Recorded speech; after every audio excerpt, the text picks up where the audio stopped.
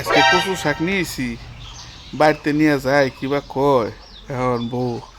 তাই আগে কচু বানাবার পারে না এখন বউ কয়ে লাভ নাই কই বাইগান এই যে কচু শাক নিয়েছি কচু বানাও দুপুর বেলায় কচু শাক হ্যাঁ না না আমি কচু শাক কাটতে পারবো না এই যে দেখছ আমি যে কথা কই কচু শাক কাটতে পারবো না হাত আমি যে চুলকাইবো।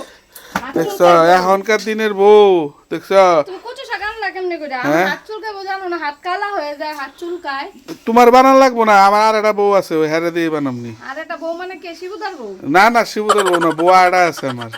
তোমার তোমার বানানো তুমি বাড়ি যাও যাও যাও আমি হেরে দিয়ে বানামনি কারে দিয়া যাও। কারে দিয়া আছে দেহামনি আছে আছে দেহামনি দাঁড়াও দেহাম দেখি ডাক দিয়ে নিয়ে আহি একটা কই গেল তুমি কি হইছে কও কই এই যে ওই যে কচু বানাইতেছে দা ওই যে আরেকটা বউ আমার দেখছো তুমি তো পারোই না ঠিক আছে আধুনিক যুগের বউ ঠিক আছে যাও গা, যাও গা। বাবা দেখো কচু শাক গুড়া মাছ বানা বাপের বাড়ি যামু